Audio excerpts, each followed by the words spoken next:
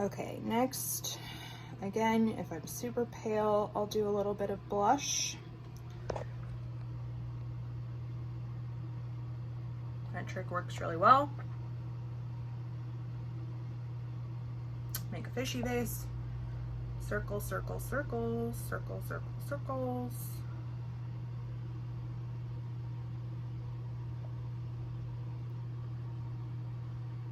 Okay. Also, this will set into the liquid foundation or tinted moisturizer, and that's a lot of blush, but you're gonna be filming yourself, so you're gonna want it to kind of show up. So with the blush, apples of the cheeks, and then kind of work it into the existing contour.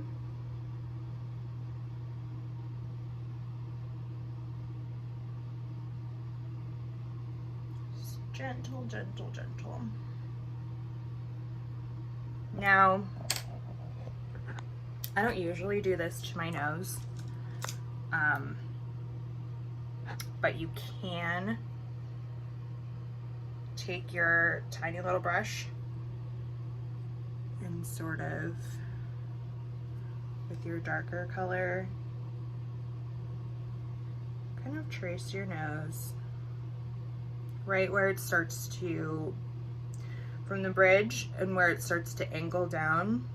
This is an optional step. I almost never do it, just because once you blow our nose, that's sort of the end of it.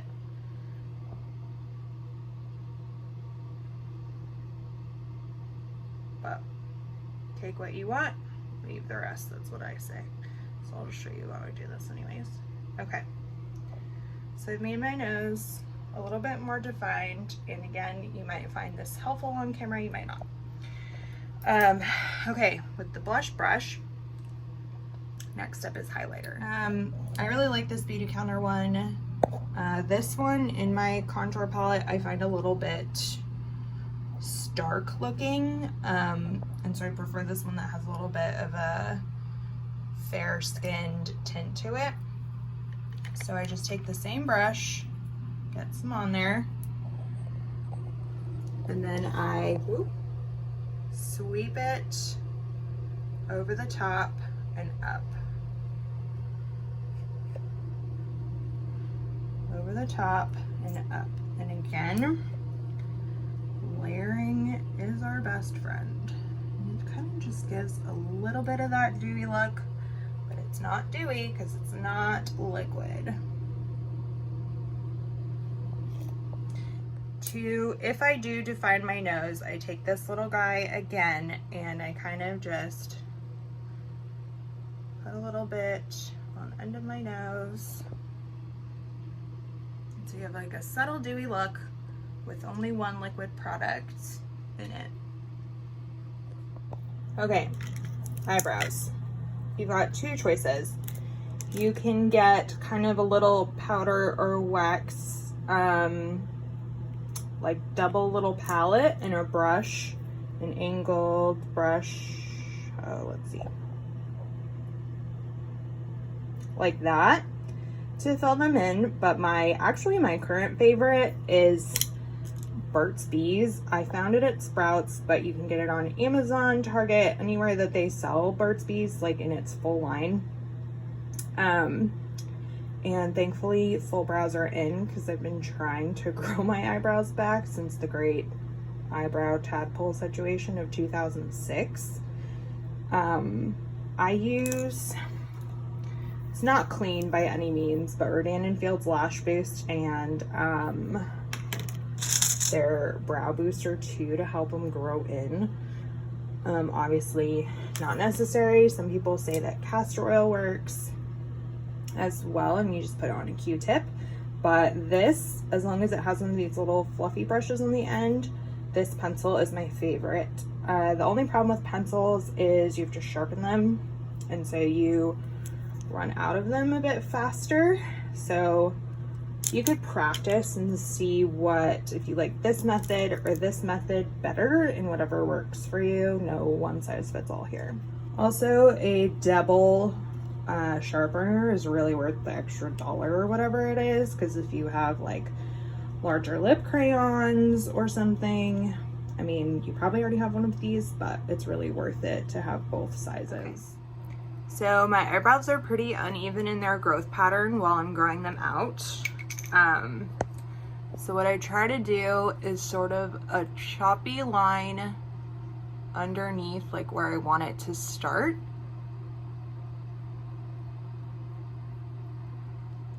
And exactly how far out I want it to go. And then I just use little tiny strokes to start to fill in. And then you can go up. I mean, they're little hairs, so they aren't going to be perfectly flat. And that kind of gives it more texture. I fill in across the top a little bit, because one side is thicker than the other. And I kind of try to do what I do here, and I go back and forth. I don't do one and then the other. Usually I can't get them even that way. So just little short bursts, depending, like my eyebrow color is so much darker than my usual platinum hair, which, by the way, don't look at this, I'm getting it done on Monday because I have cord.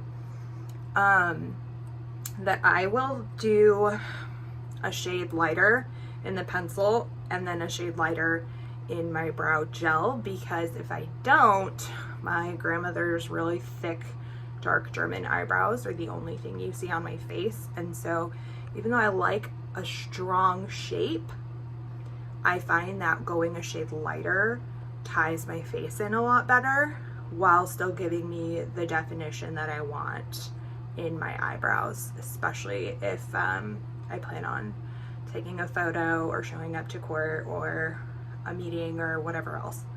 So I finish, and I'm going more on my left side because that side, for some inexplicable reason, is thinner than the right. You can see I have a lot of growth here, and I'm still waiting for that to catch up. So in terms of right here, underneath the arch, I just kind of go for symmetry, not perfection. If you feel like spending the money, Ulta has this amazing brow little pot. It's either Too Faced or Benefit. It's awesome, but it's like 30 bucks, which isn't in the budget right now. Then also, if I'm just going around town, I might leave this, but if going out on date night or if I need to pick me up, I'll just do a light kind of lengthening mark on the ends. And you kind of want it at a 45-degree angle from the corners of your eyes, the outer corners.